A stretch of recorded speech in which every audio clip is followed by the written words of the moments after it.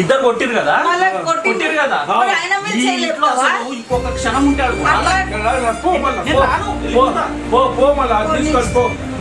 తీసుకొని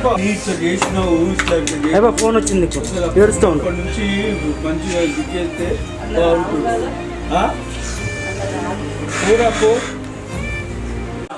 ఇంతమంది డిస్టర్బ్ చేసిండు ఈరోజు రాత్రి అనుకుంటారు ఇంకా తెచ్చుకోదు అన్న